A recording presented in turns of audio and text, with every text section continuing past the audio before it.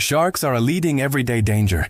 It sounds primal, cinematic, and true enough to stir your gut. We're going to test it.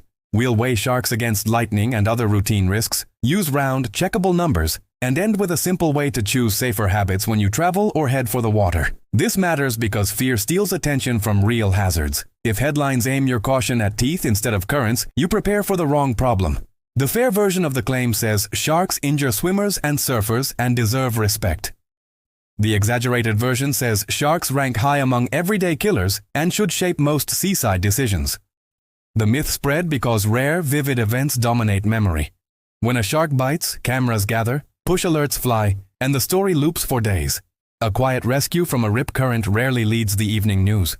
Availability bias is the habit of judging likelihood by how easily examples come to mind.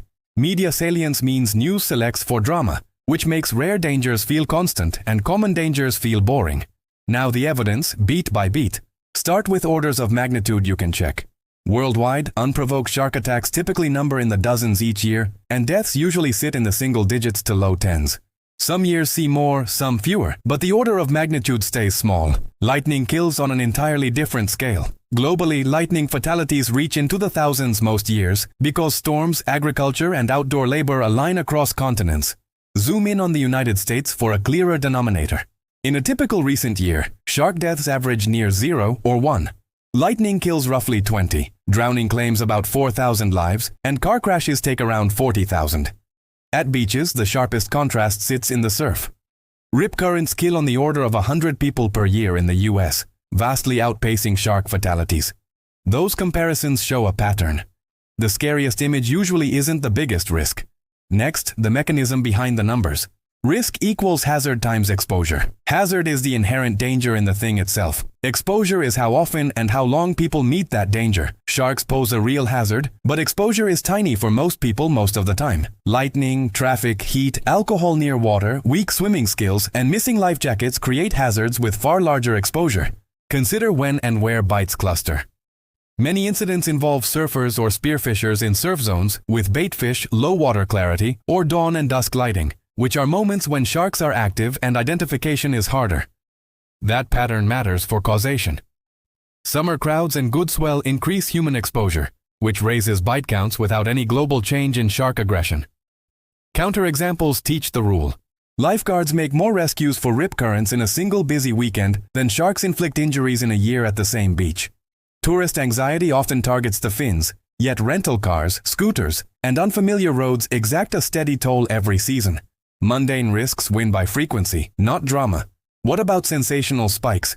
Some regions see clusters over a few seasons because currents shift, prey move, or water use explodes with new tourism. The headline curve rises. The long-run baseline still compares modestly with drowning and vehicles. Insurance behavior tells a quiet truth.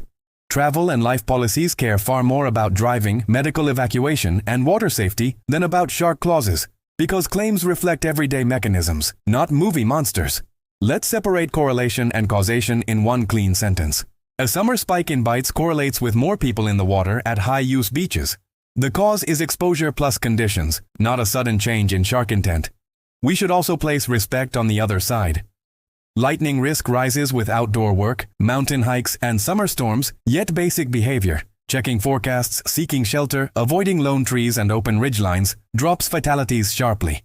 Likewise, rip current risk falls with simple habits. Swim near lifeguards, heed flags, and if you're caught, float to breathe, then move parallel to the beach until you escape the flow before angling in. So where does uncertainty remain? Year-to-year counts wobble because natural systems wobble. Storms, temperature, bait, and human travel patterns all shift. Regional differences matter too. A page from South Africa or Australia won't predict Florida or the Mediterranean with precision, so local advisories still deserve your ears. As of recent studies, the long-run story stays stable. Shark fatalities remain rare compared with other outdoor risks, while drowning and traffic continue to dominate preventable deaths. A fair alternative view says fear can still be functional. If a vivid story gets you to read beach safety signs, good. Just let the sign, not the story, set your priorities. Another alternative points to the ecological role of sharks. Healthy shark populations signal healthy seas. Culling for comfort can damage fisheries and reefs. Evidence favors coexistence with targeted local risk management rather than broad demonization. Now a simple self-test for perspective you can run before a trip. Imagine 2 columns. One for what scares you, one for what kills most people like you doing what you're about to do. If the right column lists vehicles, currents, heat, and alcohol, while the left lists sharks, you just found where to aim your attention and budget. Finally, a 2-step risk comparison habit for travel and recreation. Step 1. Check the denominator. Ask, per how many?